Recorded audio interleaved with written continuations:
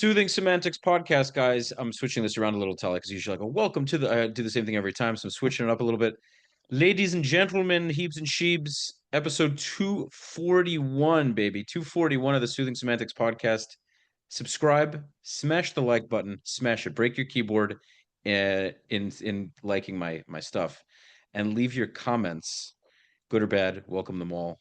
South Florida real estate, get in contact with me.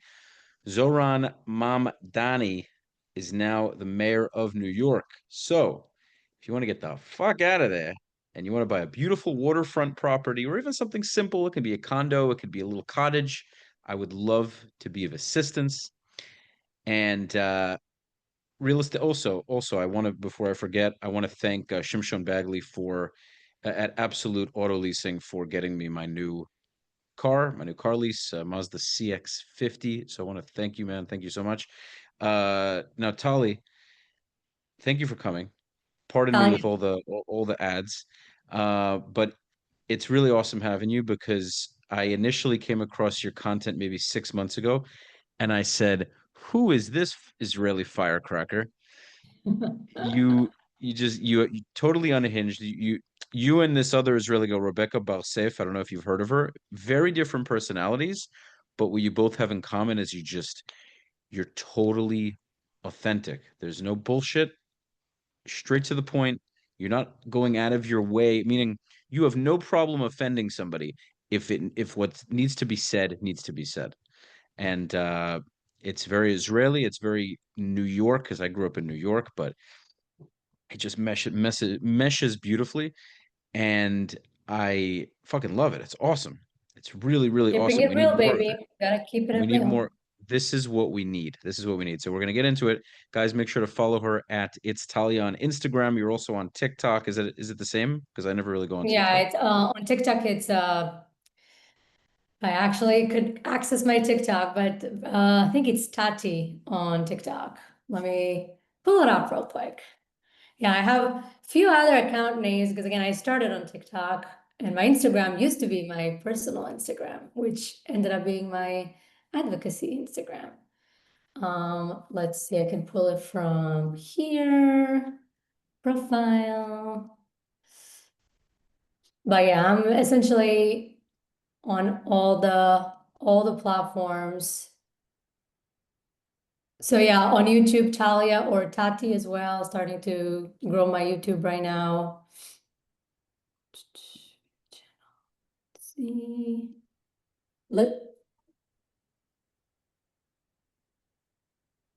Sorry. Okay, TikTok, Tati, TikTok, it's yeah, it's Tati Okay, on TikTok. gotcha. All right. Yeah, Kind of. yeah. So Tati and Talia, whatever whatever it is, it's fine. They both work. Okay, so guys, she is, like I said, says it like it is when it comes to the pro-Israel stuff. She conducts debates on Omi TV. You know, you have in my mind Tal Oren, Sahar TV, Inon Kahati from Jewish Dawa. Tali is one of the few Israeli girls that's really doing this very often at a high level and does it very straightforwardly. She's got almost 100,000 followers. Her following really blew up in the past couple of months. And thank you for joining me. And I want to get into how you got into this because you just honestly showed up out of nowhere. And so the floor is yours. Yeah. So first of all, thank you for having me. Always good connecting with, other creators, especially people that are taking a lot of time, doing advocacy. Especially at the time that we are living in right now, it's not very easy to support Israel out loud, so definitely appreciate strong Jewish voices. I For a lot of people, it's funny, a lot of people tell me, where did you come from? Like it's like you're out of nowhere, you started doing advocacy and like I started seeing you and I see you everywhere or your videos are popping up. But I actually started 2 years ago. So I started in October 7th doing advocacy. I just did it a little differently. I started on TikTok. A lot of people don't know, but I currently live in the state in the process of moving to Israel, but October 7 caught me in Israel. So I was in Israel when the war started. I was visiting my family. My entire family lives there. And just like everybody else, when the war started, we were just trying to find information online. So TikTok was one of the platforms that I was really kind of going to try and understand what's happening. Because back at that time, the terrorists also, Hamas, they used to post a lot of those videos on TikTok. So this is how we kind of knew the gravity of things that happened. It took us a very long time. So as I was going through TikTok, I stumbled upon lives on TikTok. Now, mind you, at that time I had maybe 30 followers on TikTok. I would go on TikTok just to watch videos. So started kind of listening to different lives and then started listening to very radical anti-Israeli lives. And I would listen to a panel of 5 or 6 people absolutely lying, saying things that even Hamas didn't agree with, like so radical. And people that know me know that I can sit still, I can just stay quiet. So I would request to join. And they would like to have me up because they would use me as like their token Jew that they can drop, they can mute, they can disrespect, they can curse. I would obviously, not take shit very lightly and I would just, fight back. But they had the control because it was their lives and I was the minority. It was usually me versus 5 other people that are Nazis, really. There's no other way to describe them. So I started doing that, started kind of collecting more and more followers, doing that for a few months. And then once I got through the threshold of 1,000 followers, I could start my own lives, started my own platform. At first, I would have panels of people joining me. And then I started, like, I wanted to make it more effective. So I started doing one-on-one lives where the prompt will be in the back, one-on-one. I'm Israeli, I'm Jewish, I'm Yemeni, Mizrahi, come debate me, ex-IDF, come talk to me. And I will do those one-on-ones for a year and a half. Like for a year and a half, almost every single day. It was something that I loved to do. It was also a channel for me to handle all the trauma and everything that we went through as people because you don't really process it. I'm still to this day not really fully processing it necessarily, but that was a channel for me, sorry, to kind of have a platform where I can talk and I can have a respectful one-on-one, as much as you can with these people. And I just didn't post, sorry, I just didn't post it. So my following started to grow on TikTok. I had close to 30,000 followers at some point. Sorry, 30,000 No followers worries. at some point. And as I'm going on TikTok, obviously I get banned a lot. People report my content.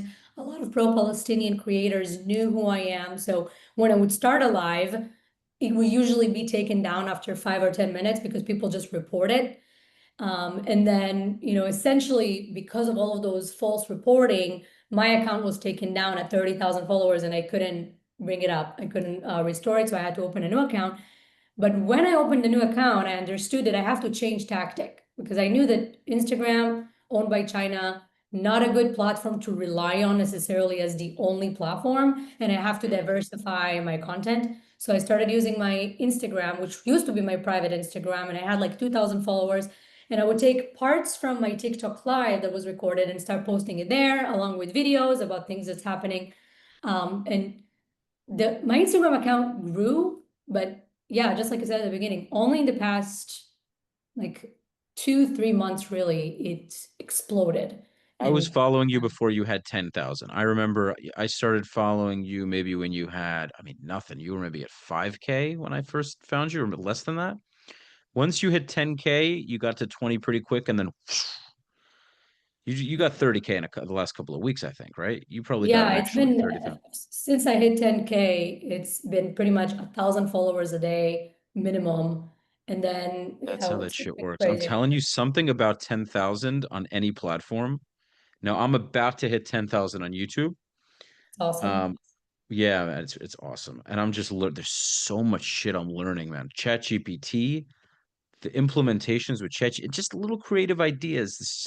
The shit excites me so much. I can't even. Aside from the fact that I love what we're talking about, this topic is I'm so passionate about it. You Yeah. know? Oh my So God. So we're gonna. how is it like with you? How did you started doing? Did you always kind of talk about Israel? Or did you always do advocacy? Like, So I started the podcast 5 years ago, and I was talking about Israel. I was talking about my army experience a little bit. I think you saw my Instagram handle. I was a chayil b'det. I was a lone soldier. It's amazing. And yeah, so I was I had a roommate at the time, and I was like, dude, I really want to do a podcast. I always was a deep conversationalist. I was much more of a deep conversationalist than a small talk guy. And he was like, dude, why don't you just get the equipment and fucking do it? And I was like, yeah, why not? Got the equipment, had it shipped because I was already in Florida at the time. So I went to this place called B&H. I don't know if you're familiar. It's a very famous electronics store. Like celebrities go there and whatever. It's owned by Khalidim actually. It's very funny. Oh, cool. So anyhow, I go there. I was already in New York visiting some family. I go there, get the stuff. It gets shipped to me. He was my first guest. Ever since then, I was super consistent, and I was covering all kinds of topics. I started my real estate business literally the same month. So both of them were kind of working simultaneously. And um, so I was covering real estate, relationships, all kinds of business, crazy stories. I had a drug dealer on my show. I had a guy whose wife tried to hire a hitman to kill him. He was on this documentary. I had Muhammad Ali's ex-wife on my show. I've done some really cool stuff with the channel. So, and I've then seen you October. hosted a lot of really cool people when I was looking through your videos and stuff. Like, Mhm. just had Tommy Robinson too, right? Pretty crazy Yep. for you. Yeah, it's pretty awesome. I really love this. It's really important to me. So I went to uh, uh, hold on a second. Where was I?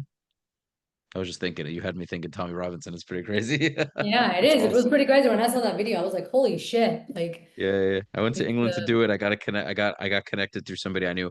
Okay, so October 7th happens, and I start covering what's going on, and before I know it, I'm just all in on that topic. I'm like, okay, I know what's going to happen. The pro-Israel side is going to sugarcoat things, and they're going to beat around the bush, and people are going to be afraid to speak, and all these liberal Jews are going to be trying to appease and apologize. And I just so many things I had predicted already, and I'm like, I'm not going to be one of these people. I'm just going to tell it like it is. I don't care who I offend. Things need to be said, whether people like them or not. I don't care if people don't like me and they think I'm an extremist and whatever, because I know at the end of the day I have good intentions. Like I do want peace, but I'm not afraid to say the things that need to be said exactly like you do. So I found an incredible passion for it, and it's still not the only thing I cover, but it's become the focus of my show. So, and that's what it's allowed me to make connections with people like yourself and so many. I mean, I've spoken to probably at least 50-60% of everybody in the pro-Israel space at this point, probably more than that. amazing. And I plan on speaking to everybody in the space.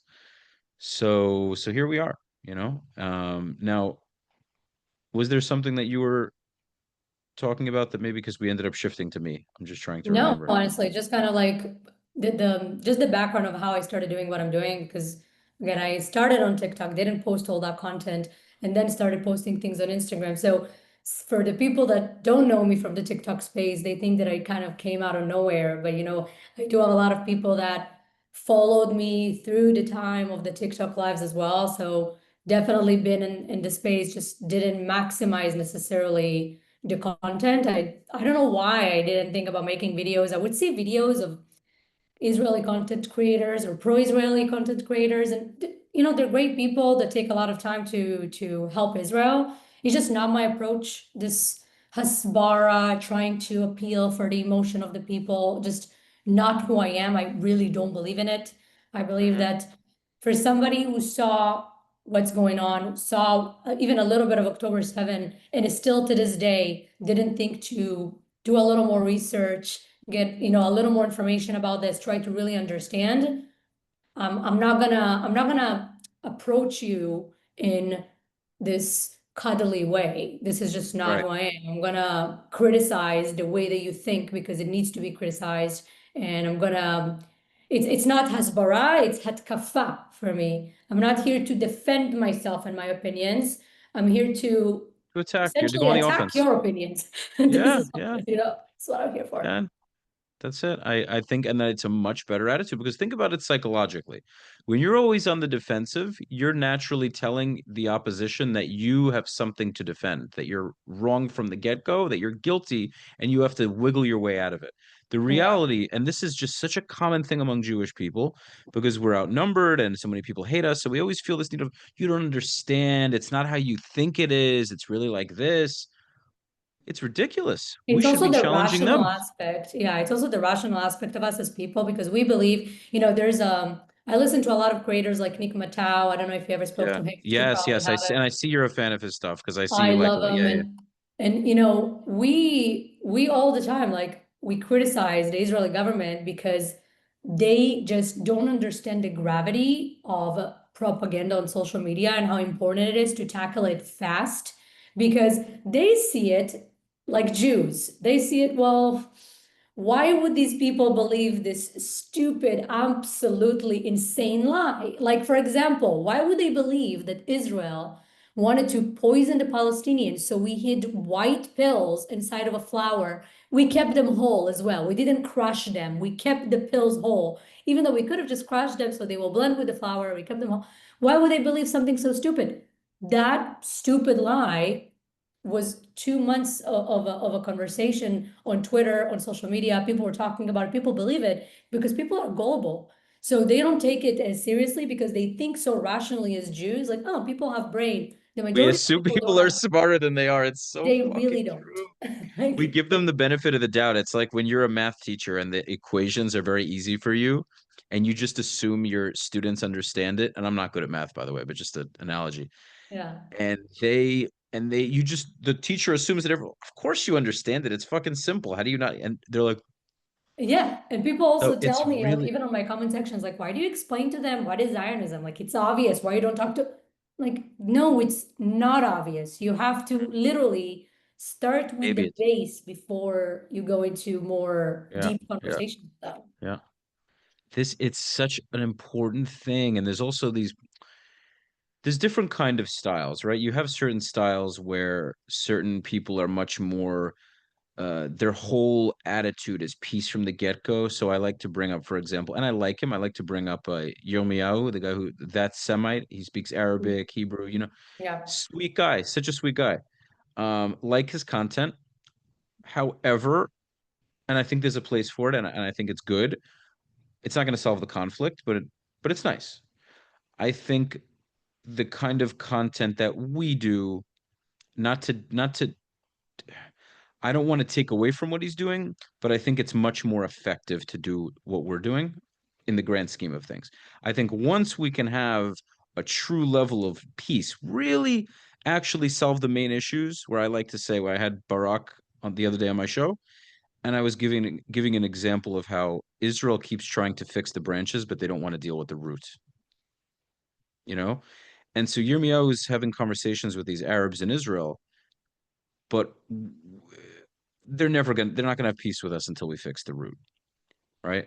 So we got to tackle the reasons why we have beef with them in the first place. Now, it doesn't mean it's going to be perfect, but they don't like us. Yeah. Having these conversations, I just know they're looking at him and being like, "Listen, motherfucker, I know you want to have peace with us, but we have zero interest in doing that with you."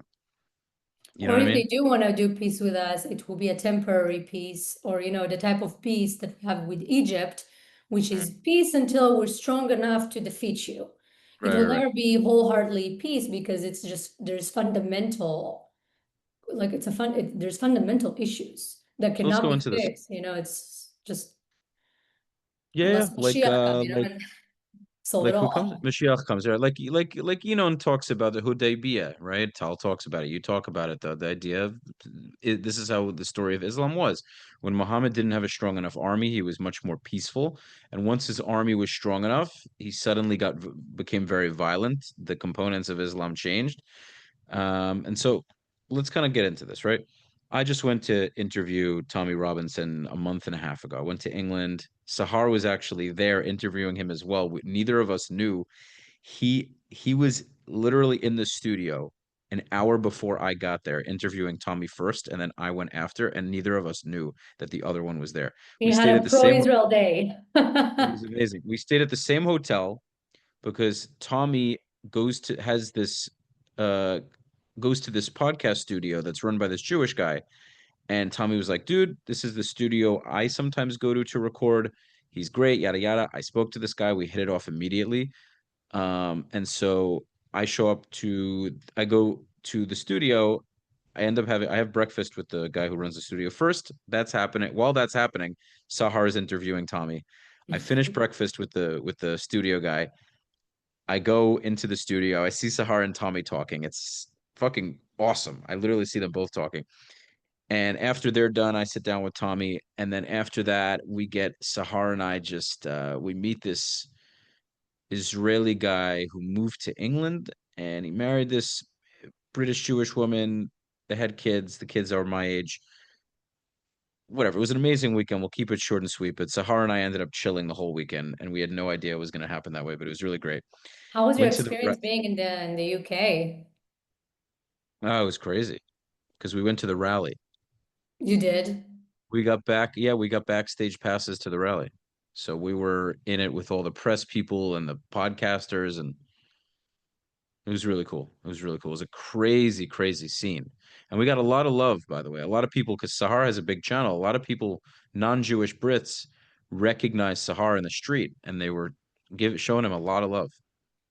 That's awesome. That's nice to hear. You know, now that every time I think about Europe, I'm like, ugh, that's not a place I want So to I go was to right very now. I my experience in England I didn't feel it that much because I was pretty much with people that I aligned with for the most part. We saw counter protests, but it was kind of a very cushy, comfortable time. Mhm. Other than the rainy weather, which is expected in England. But it was nice. So, okay. So Tommy and I talked about Islam, okay? And this is a thing that hasbara doesn't want to get into a lot of the time. When we talk about the Gaza war, we're always separating the Gazans from Hamas. Oh, but it's Hamas, and if it wasn't for Hamas, the Gazans would be peaceful. We just have to get rid of Hamas. Hamas this, Hamas that. We know it's not like that. We know what the real situation is. So I'm gonna ask you kind of a broad question, but I'll try to break it. Try to specify it a little bit better. What do you think we need to do now that we are where we are? I think Israel has control of 54% or 56% of Gaza still. I believe we still have a few dead hostages we haven't gotten back. What does Israel need to do right now? What are the steps, whether they're 5 steps, 10 steps, whatever comes to mind? Yeah. So first of all, just to kind of touch what you said, I agree 100%. I hate this separation of 100% of the Palestinian and Hamas because it's not factual. Leave the fact that the majority of them support Hamas. You know, there's a lot of statistic that shows that, you know, the majority of them support Hamas either in the West Bank or in Gaza. Those Palestinians Mhm. still very much support Hamas, and those that don't support Hamas not necessarily just don't support terrorism, they just support the other terrorist groups. Because I don't see that as a Hamas issue. I see that as Palestinianism as the issue. It's the radical Yes, ideology yes, that yes. only breeds terrorist groups. It can be Mhm. Hamas, can be the PIJ, the PFLP, the DFLP, the Lions Den. There's just so many terrorist groups, and even the most, you know, those that will say, you know, the least radical ones, which let's say the Mhm. PA, they have a pay for slave policy. And they're the most moderate one that they were able to produce. So no, Yep. it's not a Hamas issue. It's a Palestinian issue. It's Palestinianism that breeds those radical ideologies. I So have a PFLP flag actually somewhere in my yeah, apartment. good for you. You guess where I got it from? But where? I got it from some house. I Really? was, Among with probably Mein Kampf, right? Because again, I didn't it's find a Mein Kampf, but I yeah. found a PFL. I got two PFLP flags from a house Yeah. when we were doing an arrest. Because Yeah. the thing is, again, it is, and that's something that I agree with you so much, and I hate when people do that. You know, the Palestinians, they're good people. It's Hamas.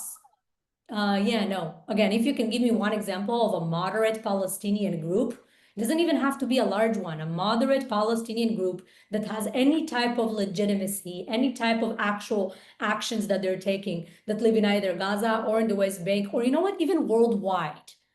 Right. I'll take that, but it's not, it's a cultural thing. And again, I hear it all the time, from people like, for example, Nick Matau, Einat Wilf, the professor. Oh my God, I had such a good discussion with her about this. Yeah. Is incredible. It's Palestinianism. Their culture is rooted in terrorism because their culture is built on their oppression and their suffering. And without the state of Israel right next to them, they don't have any legitimacy for existence. They are right now the biggest, I would say they're the little brother of the entire Arab world. Everyone feel like they have to cuddle them, hug them, give them, donate to them. Like they're the only people in the world, the only Arabs that actually Mhm. people care when they die. You won't hear anybody else talk Not about even, by the other way, they issues. actually don't. It's funny. The only reason why they care that they die is because they're Because of fighting with Israel. us. Yeah, 100%. Yeah, they don't actually get outside when they're refugees in Lebanon, they don't give a damn about them. They No, of course actually not. the Arab world actually sees the Palestinians to a large degree as kind of like lower class. But it's just No. like, oh, you guys are fighting the Jews. Okay, like there's a level of respect. It's like, okay, well, we respect that you have the balls to fight them. All right, let you do it for us because we don't want Yeah. to. No, I agree. I Um, agree. It's just like, obviously, if they didn't fight us, none of this would have happened, right? Like the whole of Palestinian state course not. would have never been an idea. But if we're asking about solution, what I think the solution will have to come through force, because I believe that Mhm. if the issue was land and not religious issue, we could have just, solved it much easily. But for them, it's a religious conflict. You can change a fanatic ideology in someone's brain, especially when it's somebody that quite literally believe that they need to die for their belief. And if they die from old age or heart attack, it's a disgrace for their honor. They have to die Right. as shaheeds. You can't change an ideology of somebody like that. So right now, there's a lot of wishful thinking of things that I wish we would have done if I had a magic wand. Obviously, our government, they do things differently because they sometimes do try to appease too much, which I don't like, but again, I'm not in a government. What I think we need to do right now, we're pretty much in Gaza. I don't think we should have stopped the war at all. I think that the ceasefire deal, it was good because we can get our live hostages back. I'm happy that we got them back. Hamas already broke the ceasefire by not giving us the dead hostages. They already broke the ceasefire, right? And they keep breaking the ceasefire by Right. shooting Right. at our soldiers, killing our soldiers. I think once they did that, yeah, Trump came and said, do not break the ceasefire even further. We did strategic attacks. I think we should have said, fuck that. We have our people now, at least the alive ones. Yes, of course, we want to also retrieve our dead hostages, and we want to do that. But at least the ones that are still able to be saved are home. I think we should have entered into Gaza. Okay, go Mm. back there, especially now when Hamas, is still weak enough where we can still control the situation. I think that the Palestinians that live in Gaza right now shouldn't live there, at least not for Mhm. the extended future. I think that we, thank God, destroyed a lot of their infrastructure because a lot of that was utilized for war. A lot of that was, their tunnels, and Hamas doesn't have military bases, so that's where they fight from. So we did some damage, but yeah, I don't think they should be living there right now. I think that we should go into Gaza, at least also from air, and also kind of make sure that we're cleaning house completely for all the terror infrastructure. Mhm. Because we Mhm. did, I think, 70-80%. It's still not enough. Like we know that they can rebuild quick. They have a lot of funding, they get a lot of fundings from strong countries. Mm. So letting them even the opportunity to go back and rebuild, I think is a mistake. So But how do you get? Here's the thing.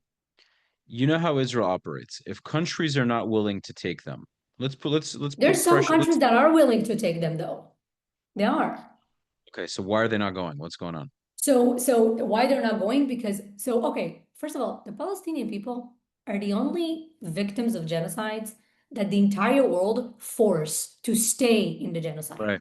Yeah, yeah, yeah. Right? That's the only victims of genocide that you tell them, okay, well, should we send them somewhere else? No, it's their home, it's ethnic cleansing. Okay, so what do you want? You want them to stay there and die. And if we offer to send them away. Now we committed ethnic cleansing. Like it's a lose-lose no matter what. People I know. criticize you no matter what. So there are countries that are willing to take them. I think if you offer incentive to countries, countries like Somaliland, countries like what's the name of all those freaking trolls that come to my Nigeria, Sudan, no, the one that is like Asian countries, Indonesia, Indonesia. Pac yeah, Countries yeah, like yeah. Indonesia, countries like Jordan, countries like, Qatar, right? Qatar loves Palestinians. They love Qatar Hamas. should take all of them. First of all, They to host what the all of fact their fucking leaders, right? So like countries like Qatar, if you give, you know what, we'll give you incentives, we'll give you money, we'll pay per head. We'll give every Palestinian that is okay with living the Gaza Strip and going and starting a new life somewhere else. We'll give you $100,000. You can start a new life with your family. We'll find you a place to live. You can start fresh. And that's, and it's okay if it's like a voluntary migration. It's okay to give them the option, because I really do believe that we should give them just three options. The people that are right now in Gaza, and also the people in the West Bank, because we can't forget those, right? We oh, still we're have gonna cover that. terrorists. No, no. So let's Yeah, stay we'll on talk Gaza about because I that. definitely yeah, yeah, yeah. Yeah, for sure. But like the people in Gaza should have three options right now. Listen, you either live in peace, you stay here, you're peaceful. You don't fucking commit terrorism. You're not trying to commit terrorism. You don't do none of that. You don't try to kill Jews anymore. You live in peace. Option number two, you live in peace. We'll help you. We'll give you incentives. Send you somewhere else. Go to Somaliland, and go to Indonesia, Qatar, Jordan. Go to your other brothers and sisters in Islam that will take you and start a new life there. If that second option doesn't work as well, they can rest in peace for all that I care. Right. You're 100% right. By the way, I have said it's very simple. There's no those are the only three options. Period. It's just from a logical standpoint. You don't get to tell me we're not going to have peace with you, wage war against me, and then cry about it when I defeat you. Like I'm supposed to allow you to attack me with the ability to try and kill me, and I'm not allowed to kill you. I'm not allowed to eliminate you from threatening me. It's the most ridiculous thing. And the problem is Yeah. as Israel, as Jews, as Israelis, we perpetuate this. We allow this to happen because of the world pressure. This is why we have to get off of aid from the United States, even if it's a very small percentage of the GDP. It doesn't matter. We're too reliant. And the problem is we allow Trump to tell us, oh, we can't annex Judea and Samaria. We can't claim sovereignty. I made a promise to the Arabs. Fuck that. It's not even about what's best for us. It is about what's best for us. It's about morality, About what's best for both. The thing is, this is best for everyone. right? It's best for everybody. Two Yeah. states is not best for everybody. One state is best for everybody.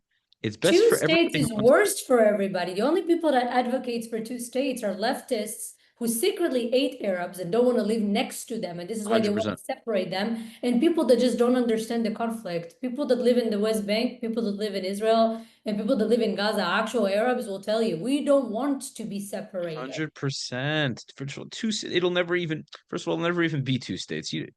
It's amazing because there's nothing that I have to like go through it. Talia, you're so like knowledgeable on this. It's really, really awesome. Oh, thank you. I appreciate it. It's Really literally awesome. been No, my it's very, obsession for a very long time. So say again. it's been my obsession for a very long time. It's really great. And it's like we really see eye to eye on this. It's really great. We have like the same outlook on this. Yeah, it's pretty I don't know how cool. you don't have this outlook. It's just common sense. It's common It's sense. because I think, and correct me if I'm wrong, are you in your day-to-day life, are you very rational? Are you acting from here? Or do you have some kind of like To, empathy and emotional decisions that you can make? to an extent, I lead much more with my logic and day-to-day things. Yeah. Me too. So my dad was a mathematician. My dad passed away last December, and he was a mathematician. He was the most like rational thinking. He was mathematician, physician, and with all of that, he was also a lot of people would consider him a rabbi, even though he was not really considering himself a rabbi, but he taught, he was pretty much a scholar when it comes to Judaism. And he will do a lot of conversations and a lot of lectures around the world, from Africa to United States to South America to Asia. He will do lectures all over the world about the connection between the Torah and the Tanakh, to math and physics. And he was a very rational person. And from him, I got my very rational thinking. I don't think from my heart at all, especially not after October 7. I saw, unfortunately, all the videos. I've seen everything. My mom would tell me, don't watch it, it's too much. You even if you don't think it's too much, your soul is getting corrupted, like it will affect you. I told her I need to see this because my relationship with advocacy, only now, it's funny, like I kind of just got it a few months ago when I started growing. I was like, oh, I actually started doing this when I was 16. I was in a lot Mhm. of like groups through high school, young diplomats, things like that involved talking about Israel. It's something that I always had a passion, to. But yeah, I'm very rational. I don't think from my heart. I think from my head. And leftists, they think from their heart. This is why there are arguments, they collapse once you actually talk to them about numbers. When I started watching Nick Matau, and I know I talked about him a lot because he's truly such an inspiration to me, and I think he's such a strong voice for us as a community. Right. Because he's so rational, he's a nuclear engineer. He doesn't involve, any type of like empathy in his arguments. It's pretty much, I'm pro-Israel because this is just math. This is the You this is see, the you can right have thing to do. empathy. You can have empathy as long as the logic adds up. Yes, If your empathy clouds your judgment, it's then also then empathy there's no towards the right side. I'm not gonna have empathy towards people that right. celebrated the death of my people. Doesn't matter if they die. I 100%, don't care. 100%, You know what I mean? 100%. Like people have this conversation of, oh, but civilians. It's like if I had a daughter and somebody took my daughter, and then the U.S. government comes to me and says, "Listen, Rafi, we know where your daughter is, but if we even want to attempt to save her, we might have to kill 50,000 people on the enemy side." I'll be like, listen, what the fuck are you waiting for? Yeah. Now, now, if you don't do it, And I'm gonna fucking do it. And the I'll go issue on a is, fucking Rafi. and the reality is anybody listening to what I just said right now, you're gonna have, Mhm. like you said, emotional people like, what an evil person. I can't believe that. You 50,000. Let me let's see what happens if somebody takes your daughter and puts them in a tunnel and who knows what kind of horrible things are happening. Let's see what you do, Yeah. especially for mothers, especially a mother. Let's see how empathetic you are when you're put in that predicament, because I will tell you without any doubt, 99% of human beings, as bad as they would feel to some extent. A lot of people would be like, fuck, 50,000 people dying, that sucks, that hurts. As much as I would, there would be an element of being like, fuck, I would shut it out of my brain and be like, get me my daughter back right now. If I got to go to hell after 120, I go up and God says, you're going to hell. Fuck it. I got my daughter back. You want to put me in Yeah. hell? Who knows, whatever. There's probably some cool people in hell anyway. We got Biggie, Tupac, probably. Yeah, but the thing No, is, no, but honestly, I know. everybody Okay. everybody can talk game until it actually affects them and their Of family. course. Of So course. when I would talk at TikTok at first, and people would be like, "Don't you have empathy? But what about why you don't talk about the Palestinian children?" I'm like, I don't give a fuck about the Palestinian children because I'm actually Israeli. I care about the Israeli children first. Yeah. You want to worry about Palestinian children? I'm in war with Palestinians right now. You want me to find empathy in me right now at this moment when I'm going through war, where my people are getting murdered? Now, listen, there's a difference between not talking about it all the time and yeah, do I feel bad that those children are born into a situation where they have the worst parents in the world that teach them that their sole purpose in life is to die killing a Jew? And this is why, when they actually went there, those terrorists that went and murdered our people on October 7th, they used to be Palestinian children that watched Palestinian TV and those fucked up Mickey Mouses that will tell them Yeah, to yeah, go yeah. and eat Bachal Yahud. Like they watched those TV shows, they went to the UNRWA schools, and those children, those innocent children, grew up to be the people that stabbed my friends and my brothers and my sisters. So sorry that I don't have empathy in me that they have such terrible, terrible parents. It's not my job to feel bad for my enemy. You wouldn't ask any other group, any other group that goes through war to try and find empathy. You know what? You want me to find empathy? Talk to me in 2 years, 3 years. when we're actually done with this war. Don't talk to me during the war. Some people literally had the audacity to ask me that few days after the war. But yeah, when we're actually, again, going back to the math, the math ain't math thing for me to feel bad. Because if we Let can't me see, interject. No, yeah, go. Finish, okay, finish. no, no, I'm good, I'm good. Talk about it.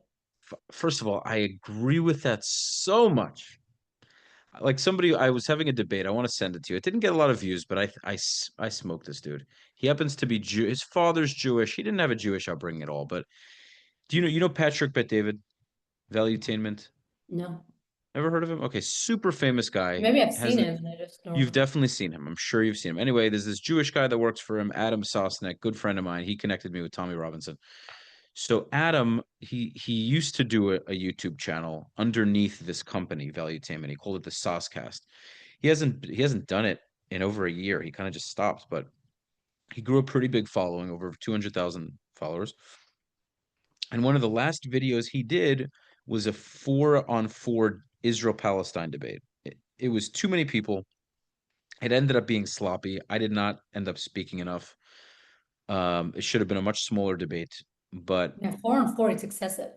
it wasn't good. But he didn't really whatever. Can It stay wasn't on good. topic this It way. wasn't good. It wasn't good. Too many disruptions. Whatever. It wasn't good. But I asked the Palestinian side, what would you do? I gave them the scenario with with having to kill a certain amount of people on the other side. Nobody had an answer. One of the guys who's like a Palestinian American guy, he was like, "Oh shit!" Like his natural response was like, "Wow, that's actually a really good point." and And then I actually and then remembered one thing real quick, just so I don't forget. But another thing I don't feel empathy is because these people were offered $5 million and a safe passage out of Gaza with their entire family if they give an information of where the hostages are. How yeah. many of them came forward? Zero. They were offered $5 million, safe way out of Gaza, and none of them came forward, which to me says that they probably didn't suffer enough. And if you actually suffer and your children are starving and people just dying like this next to you as you kind of walking down the street, and you have an opportunity to not only become a millionaire but also save yourself in the process, and no one come forward, nobody, not one person. You want me to feel empathy for these people? If the Mhm. Jewish people in the Holocaust had the opportunity to save themselves, get money, and get out of there, do you think they won't take it? Every single one of them would have, because that's an actual genocide, actual Holocaust. Right. Here you have people that fake to be genocided, could be millionaires, but no, they're the living the Gaza Strip, living the land, and not supporting that terrorist ideology didn't worth $5 million to them. So this is why I don't feel bad. They don't care about their own children. Why should I? Yeah. Yeah. Yeah. Yeah, then there's the other thing of just talking about, oh, how we should surgically go into Gaza and only kill the terrorists. It's like, do you have any fucking idea how war works, how urban warfare works, how it works? First of all, just the idea of I hate even having these stupid conversations with them, because just the idea you should be only be killing the terrorists. It's to have to dumb it down. I have to dumb myself down to even go into that. The fact that they're even asking such a dumb question is so frustrating.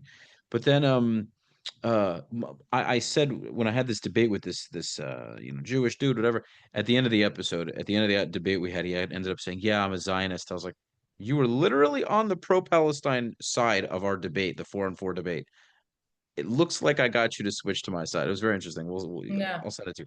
But anyway, I told him, I was like, I don't know why people have this idea that Israeli soldiers are these robots where you can either turn a switch one direction or the other. One is the empathetic soldier that thinks completely logically, where it's like, I'm going to do everything I can and put my own life on the line to save my enemy's civilians because the United Nations said I should.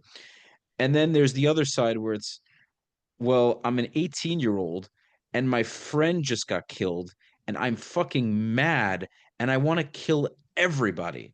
And you can't understand how that could be a genuine feeling.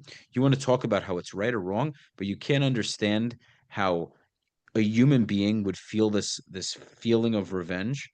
It's just put aside whether it's the moral thing to do or not, human beings, if you're put in a predicament where thousands of civilians and thousands of terrorists cross into a border, slaughter a bunch of people, and now your side is going into war with that group, yes, you're going to have a thousands of soldiers that want to kill you.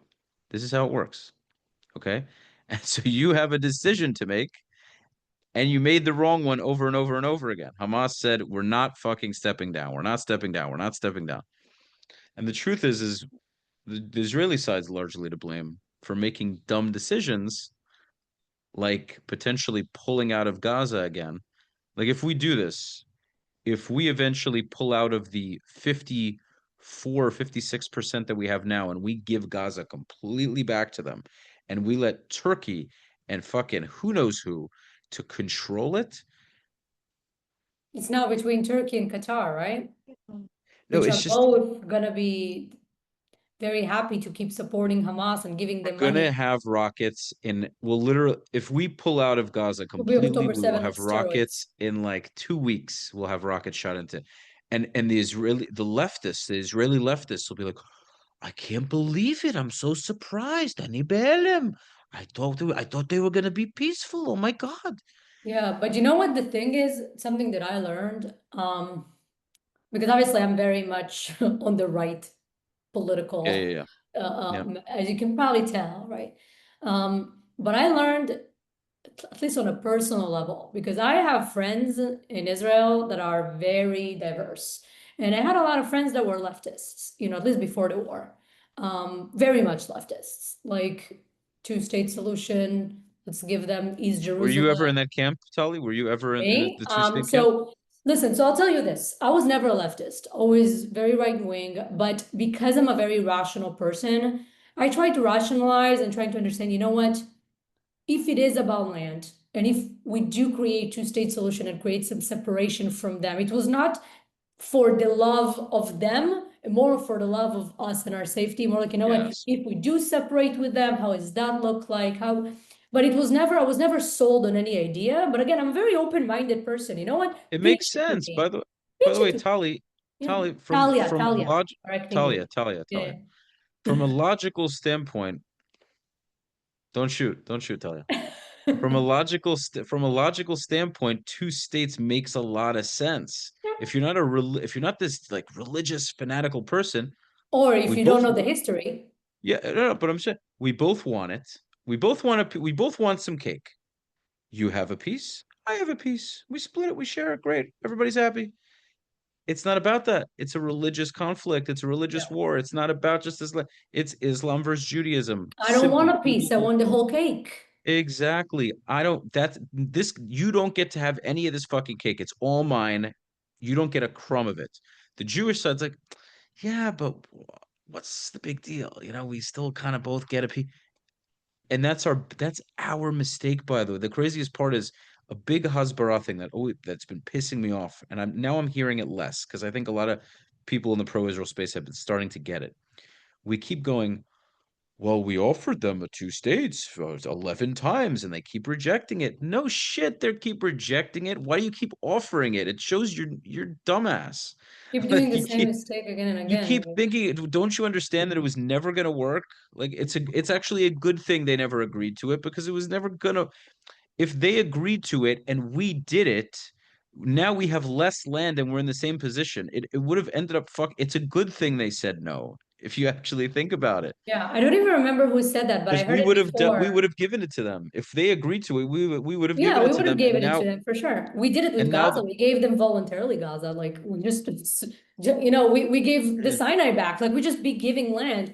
And I think that's actually, I can't remember who said that, but I listened to somebody who said that and I agreed with it 1,000,000%.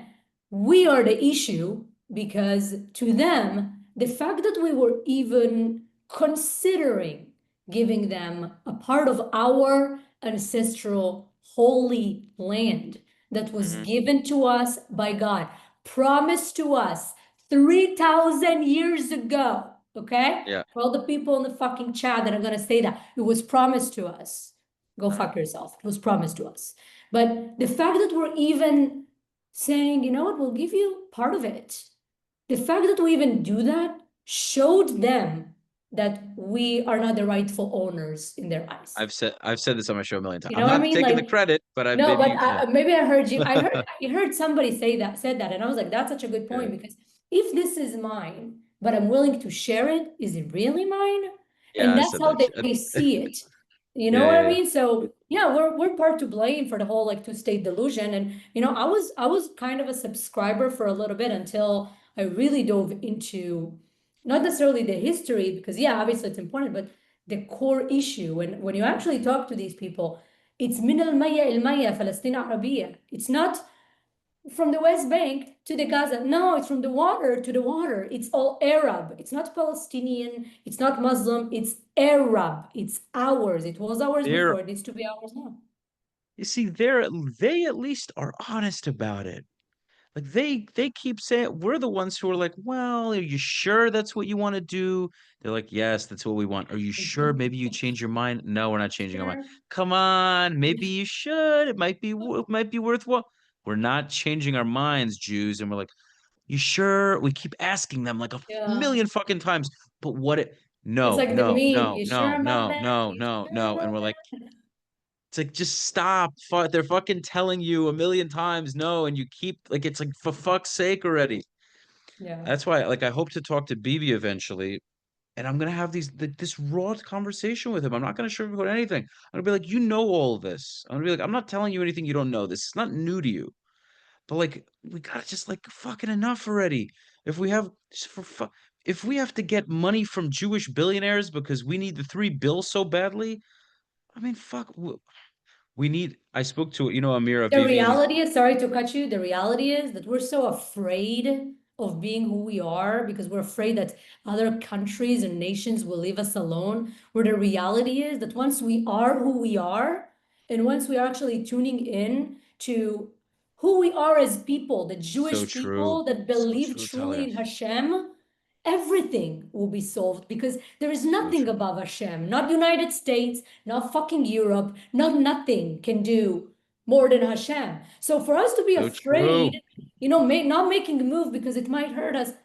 Did you forget that there's a creator to this world that brought us back after thousands of years in the Galut, brought us back into our ancestral homeland after they tried to destroy us in every generation, they tried to kill us, and yet we're still here. We are one drop in an ocean full of psychopaths that want to drown us, yet we're still here. Do you really don't see the hand of God in all of this? If you still don't see it, you are the irrational one, not us.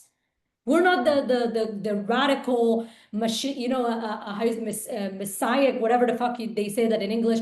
We're not the radical one. You are the one.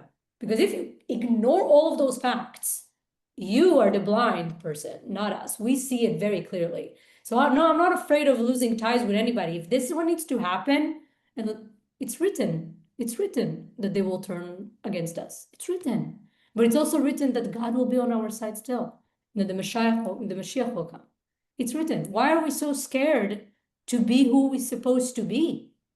It drives me crazy. They will hate us regardless. Newsflash. Mhm. Newsflash. Ask what the fuck his name is. Burger. This Jewish Oh my God. By the way, burger. I just called Jason him Jackson Snorlax. I Johnson. just Whatever the fuck his name was. The burger guy. He looks like a burger too. I made a video about him when he came with the I just flotilla. okay. But they you saw how they turned against him very quickly, and Yeah, yeah, he's yeah, yeah, yeah. so with them. They will hate Well, you because regardless. it's gross. You have to Talia, before you're gonna stab me through the computer. Before before when it's in the beginning they go, oh, a Jewish guy, but then it gets to a point where even the Arabs are looking at this guy and they're like, you really are such a slimy, like you really hate your own people that much. And I think some people, if they're really like naturally loyal people, whether they're Arabs, Muslim, Jews, they look at this guy and they're like, if you're willing to turn your back on your own people, how can I really trust that you're not Oh, gonna they hate them even more than they hate us. They a respect us. hundred They don't respect percent. them. Thank you. Yes, yes, They don't yes, respect them. They hate yes, them. They yes, tokenize them because it's good for the cause, but they'll be the first to die. The first. yes. And Fuck yes. unfortunately, we saw that in October 7th.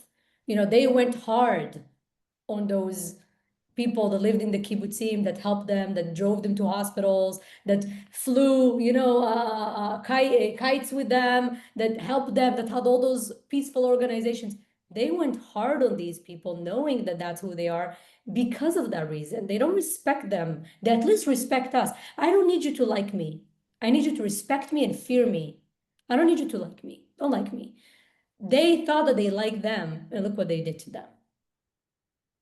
They'll respect us so much more. I've spoken to a bunch. I've had Arabs DM me, Palestinian. They know how I think.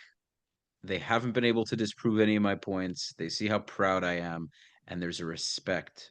And that's how you have peace.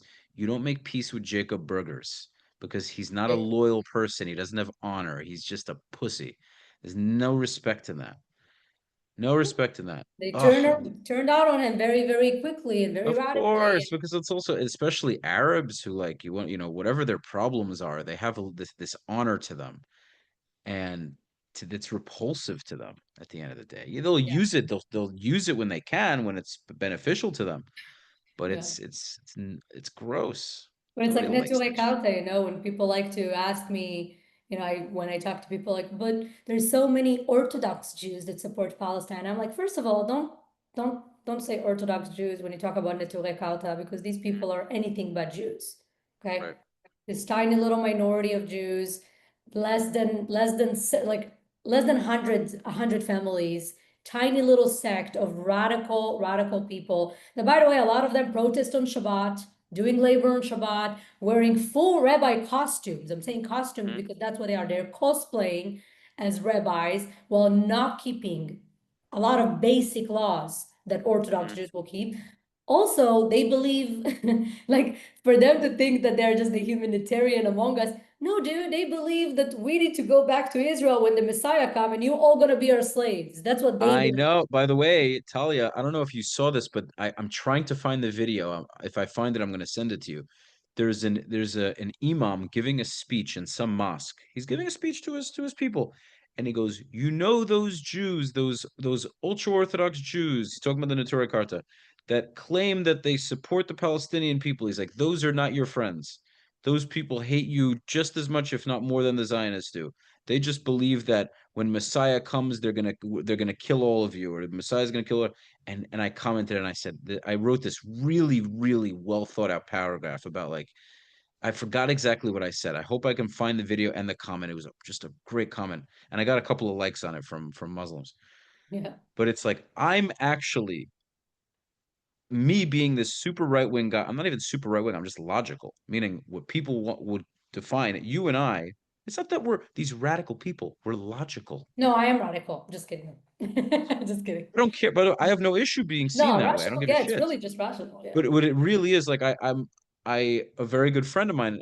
I met his wife because I just became friends with him recently. I do security part of the time, so he's one of the security guys, a bit older than me. He served in a sayer at the Special Forces unit. So his wife came by, picked him up after work, and we were talking about it. And she knows about my podcast. He told her about it, and we were talking about how we're right wing, and I was saying like, you know, extreme right wing is it? And she's like, no, no, no, that's the crazy part. We're not extreme right wing. We just have brains. Yes. It's- We just it use was our just brains to think. Yeah. It's no, nice. but it also the thing is it takes you have to be an unhinged person to a degree. In this day and age with social media and all the pressure, it's not that a lot of the Jewish world doesn't agree with the two of us. It's that they don't have the balls to say certain things. They're just afraid. They're afraid of losing their business. They're afraid of what their non-Jewish friends are going to think of them. They're afraid of what their Jewish friends are going to think of them. There's a lot of fear, and that fear kind of forces them down. It's like, I shouldn't say this, and if this is really what I think, but I should word it differently. It might offend someone. People, they're just very scared about being hated, being disliked, being They're judged. scared of being Jews, Yeah, of just embedding who they truly are. Because right, again, the fact that they're even scared voicing their opinions on something that they should be raising their voices against, like if not now, then when? right, How did you right. think the Holocaust started? You think just, the Nazis came and just started butchering Jews? No, it started like this. Very slow. It started like what we're seeing right now, Mamdani, New York.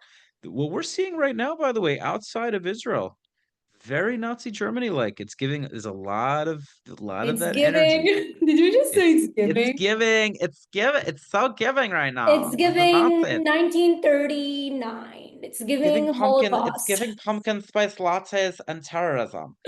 Listen, and this is why the reason, one of the reasons that I'm moving back to Israel, obviously, miss my family, my entire family is there, miss my You're home. reoccupying? I'm reoccupying, I'm going to colonize my homeland.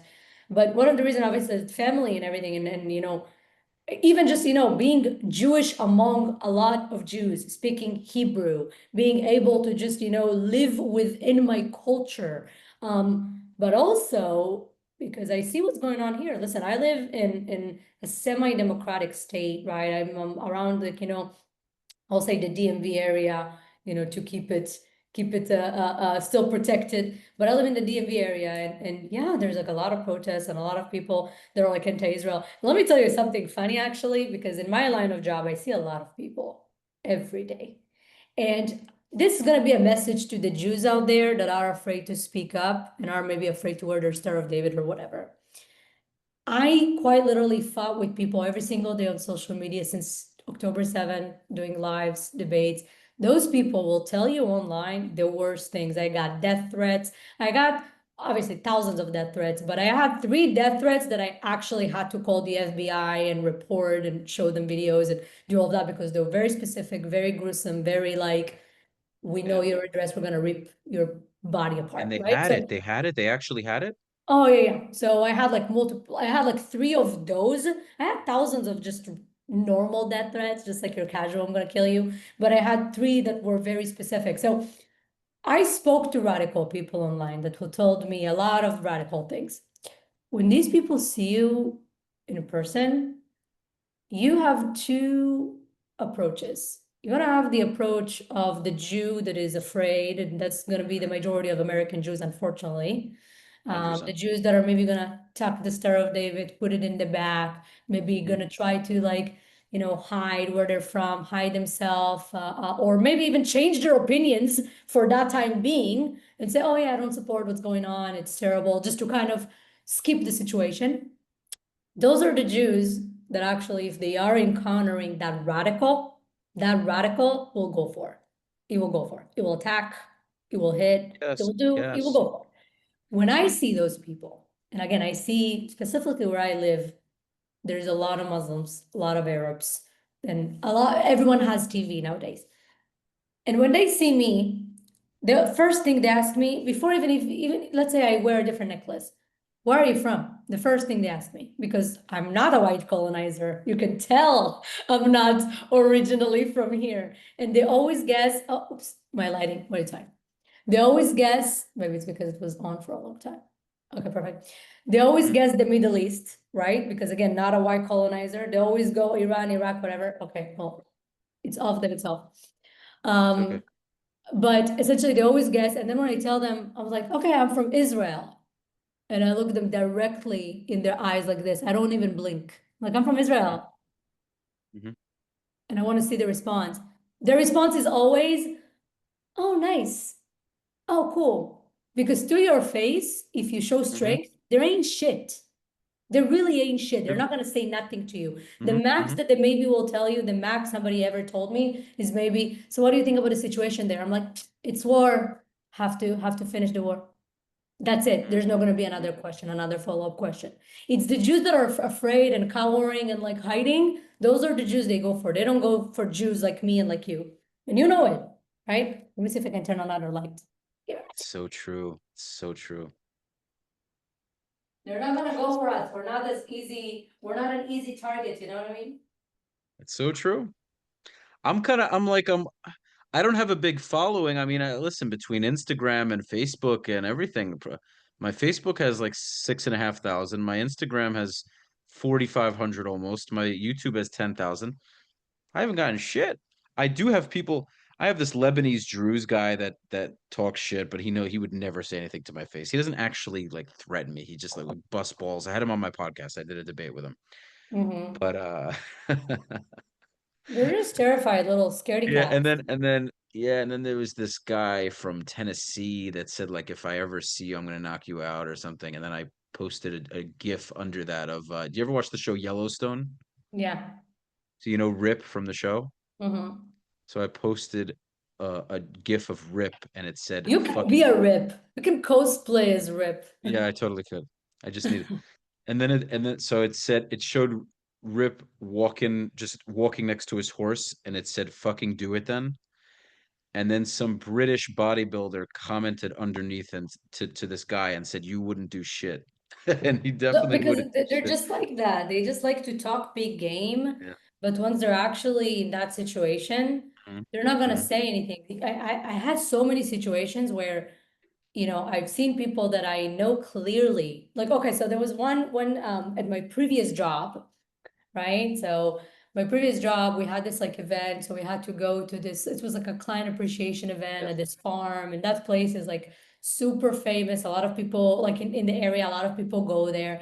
And that farm decided to be very political. And when the war started, they started like posting things on their social media, like for no reason. You're a fucking farm. Why are you talking about the Middle East? Like, fucking give food to your cows. Like, what the fuck are you talking about? What's happening over there? But it's decided to be political. We'll talk about Israel. We'll talk about like stop the genocide, all eyes on Rafa, all those bullshit.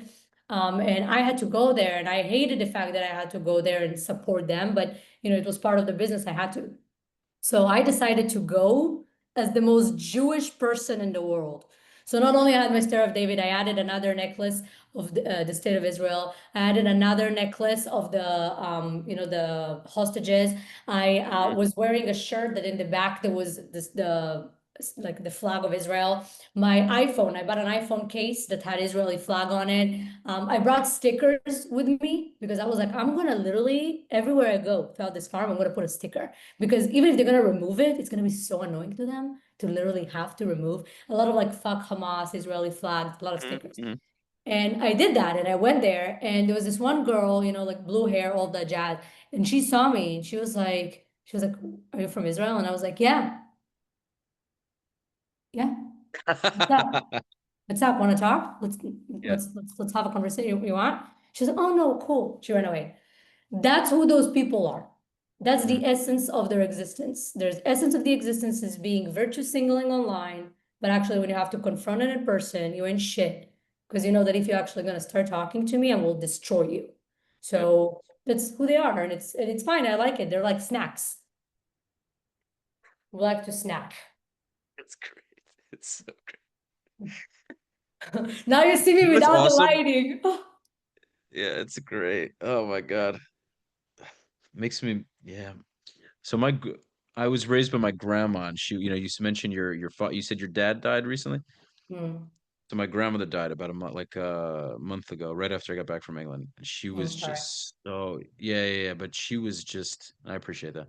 But she was such a hardcore Jew. Oh, that woman was such a hardcore Jew. Wasn't afraid of shit. She would argue with like the Jews for Jesus groups. You're familiar with that? No. She would just start beef with them. They're Jews. Like instead of being Christians, they're Jews for Jesus. It's like a gesher kaze, like a middle ground. I'm not Christian. I'm not like fully Jew. Like I'm a Jew that believes in Jesus. It's like a smart way to bring other Jews into like Christianity. Yeah, It's like a smart. gotcha. Like Miss, So my how you gr call it? يهودي مشي. Do you speak Hebrew? yeah, As يهودي مشيخيين? Like that? Ken, Like nachon, nachon, yeah, Messiah? Messianic Jews, Messianic. Messianic Jews, nachon. So I was with her one. I would go. She took the subway to work every day. She worked in Kashrut. She wasn't a mashgiach or whatever, but she worked for the OU. The OU on food. She worked for that company in Mhm. Manhattan. So she would take the train every morning. And I remember there were these Messianic Jews, and she fucking lost it at them. She's like, "We don't need any of your bullshit. We don't believe in your nonsense." Yada yada. Went on a whole thing. That woman, forget it. Oh, Yeah, she was You just sound like a special person. she sure was. She sure was. And she a lot of why I have this attitude is from her, honestly. So I like that. I like that. It's funny because again, I feel like we are aligned on a lot of things with our views, and I feel like nowadays, it's one if you actually rational, that's gonna be your views. If you actually learn the history, you talk to people, you're not just staying in your house, you actually have conversations with people on the opposite side. You will be with our opinion, and I say that to also when I debate like radical pro-Palis or people that are just very pro-Palestinians, maybe not necessarily radical. I tell them, listen, if you actually take a week that you say, you know what, every single day I'm going to study more and more about this conflict and read actual history books, actual primary sources, and not blog posts of somebody that tells you, trust me, bro, it totally happened. Like actual primary sources, history books, documentaries, you will be pro-Israel. Because and I have so many DMs of people that messaging me and telling me, once I started reading, once I started actually diving into the history, I became pro-Israel. Because it's just like that. tell you that, by the way, we are in a moment right now where it can turn into another Holocaust, or the Jewish people can completely switch it around. This is where God, in my opinion, I'm not listen, this is just to me, my logical brain, spiritual, but my logical brain is telling me we have a chance to do something completely different than the Jews of Nazi Germany did. To be super, super proud, to be very outward, to be very proud, very loud about it. Yeah, promised to me 2000. Yeah, kicked out 109 countries. Yeah, yeah, yeah, yeah, yeah. Right. And our enemies, Nick Fuentes, Kanye West, just gave an apology to Rabbi Pinto. I'm sure it's been I've all seen over the that. internet. Okay. Not that, listen, do I care? Do I like the guy? Do I trust him? Whatever. The fact is, strong, proud Jews create respect from the enemy. When you attack it head on, when you confront it, they go, "Oh wow, look at this. I'm not used to this. This is different. This person doesn't give a shit, and he doesn't care if I speak my mind. Like I'm not into canceling Nick Fuentes. That doesn't solve it. You have like these Jewish politicians are like, no, we have to silence them. That creates a stronger desire to To it listen to breeds them. more of it. It because like, oh, if they're silencing Nick Fuentes, he must be right. It's like, no, no, no, no, no. Let him spew his bullshit. It's just not gonna matter. Meaning it's these people exist anyway. It's like, oh, but we have to silence the anti. No, Like no, no. prohibition era, making alcohol illegal, not gonna make people stop drinking alcohol. They're just Exact. gonna do it Beautifully said. secretly, Beautifully said. I needed you that know? analogy to bring the point home. Beautifully said. Exactly. It doesn't solve the issue. It's a band-aid. It doesn't fix it. It just goes for it goes underground. But then And reinforce all what he all of says. a sudden it goes underground. The Jews get comfortable, like, oh, it seems like it's quieting down. No, no, no, no, no, no. All of a sudden, boom, it just when you're not looking, it just smacks you. That's exactly what happens. As opposed to being prepared for it, I'd rather know about it. I want to know who's around me, who hates me, who's talking. So I'm prepared for it. It's not gonna 100%. like, yeah. So I don't I'm curious to see what I would disagree with you on. We didn't get into the West Bank yet. First of all, let's Mhm. stop calling it West Bank. I'm guilty of doing that as well. But Judea and Samaria, Yehuda v'Shamron, obviously you and I for sure agree we have to take full control of it. Now, I understand that most of the Israeli government is very much in favor. Most of the Israeli people, most of the Jewish people are probably in support of that. But Trump is pushing against it. I'm not even going to ask you if you support it. I already know you do. What do you think Israel needs to do to like get past? Do you think we're going to do it in the next couple of months? Do you think we're going to do it? We're inevitably going to have to do it. Israel will eventually have to do it.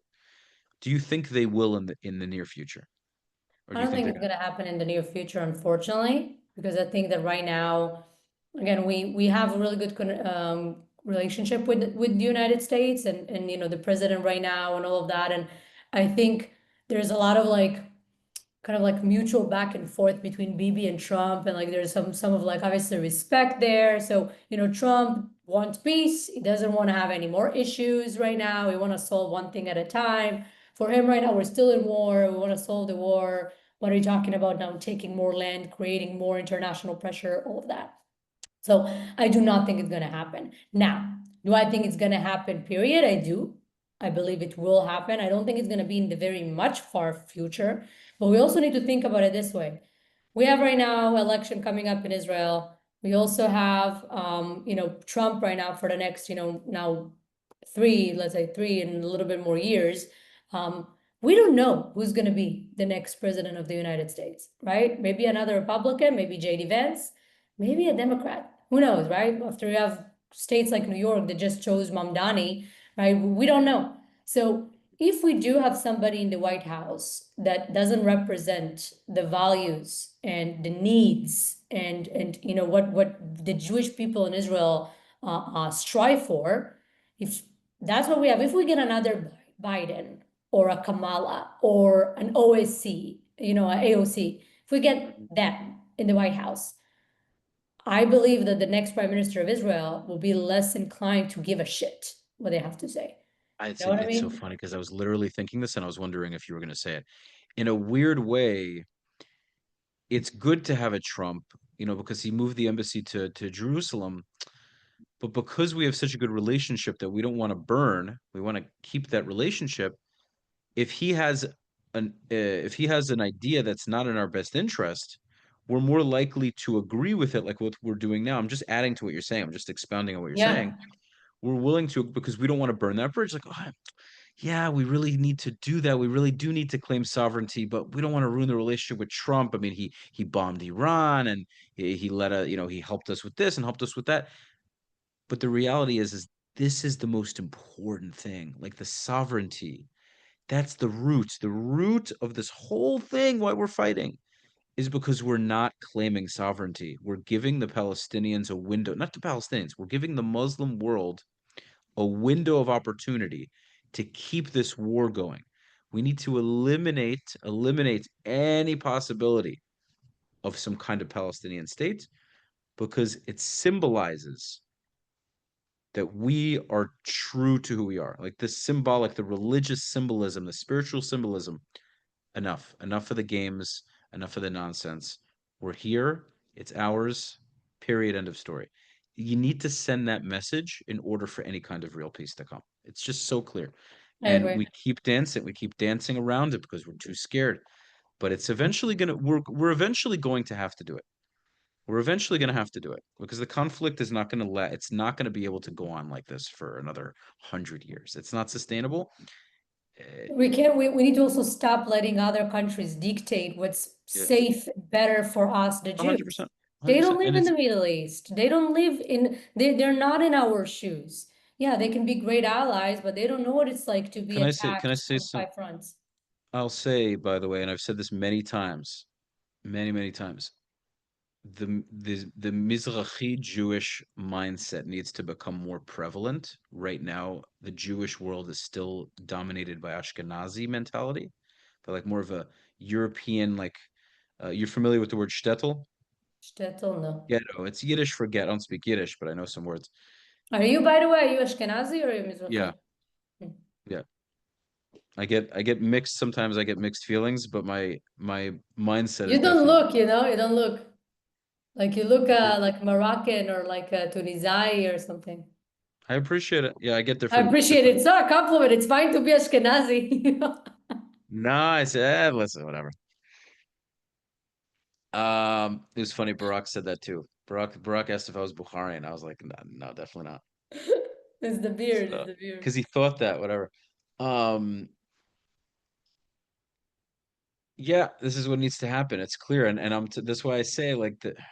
I've brought this up many times, many times with Tal, with Abi Hamra, I bring the same discussion up about the mentality, about like the dhimmi mentality of like the European appeasing mentality versus the Mizrahi mentality, which is like fucking enough already. And we need as Jews to shift into a Middle Eastern thinking mentality, because And that's what. amplify those voices, because that's the thing. We are here. Those voices are here.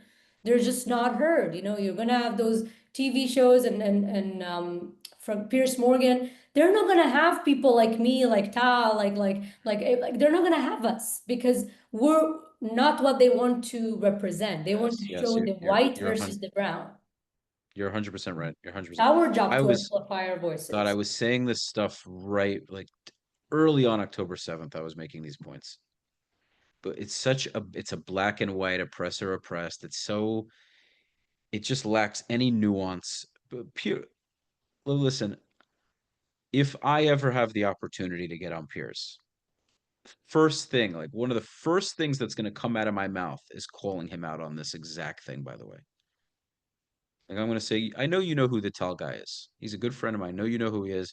Your name has been tagged a million times by Tal's followers. You blocked him. You know exactly who he is. You Why don't you want to blocked play? him. Yeah. Why don't you want a platform? I'll ask him. Well, he'll be. I didn't know what you're talking about. Well, Tal, I don't know this Tal character. I'll be like, yes, you do. The Indian Jew. You know exactly.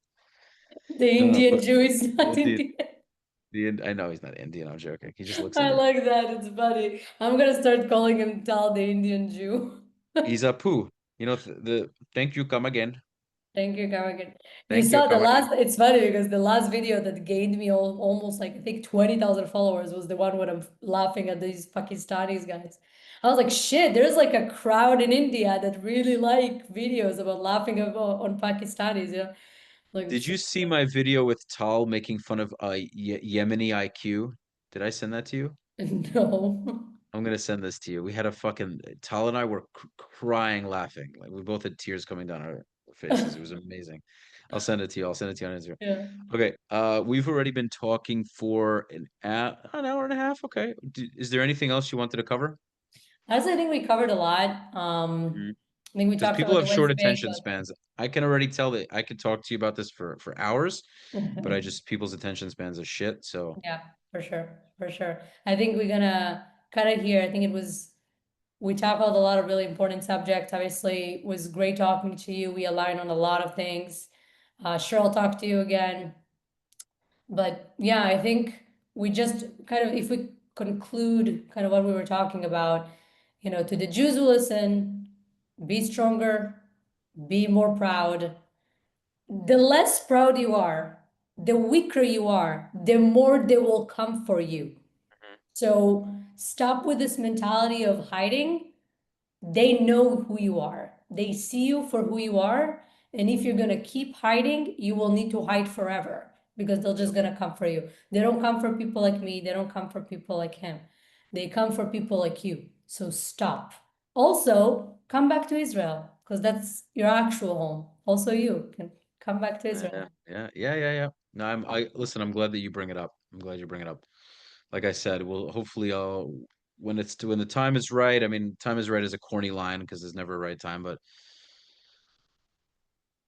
I guess let's see what happens in my life, you know? Let's see what happens.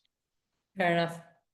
All right. Well, Talia, it has been a pleasure. Really enjoyed this conversation. I'm glad we actually sat down and hopefully we'll meet in person in the near future. I don't know how long you're going, how soon, when are you going to Israel? I'm going in the beginning of December. My flight is literally Wow, that's beginning really of soon. December. That's really Yeah. soon. Okay, well, hopefully, if I don't meet you beforehand, then I'll make a trip to Israel because I haven't been there in some time, and we can meet then.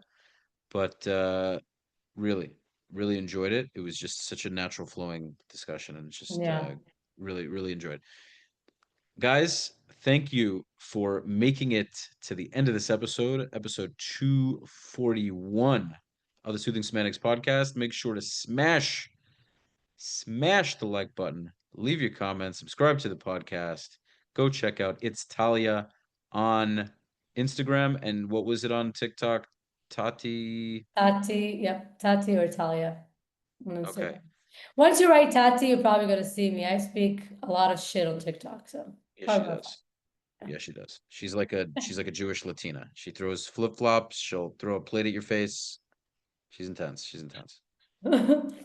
Okay. To get no, in Intense, a good way. but intense, but cool, you know, like I keep Yeah, it of course. cool. Yeah, raw, of course, of course, of course.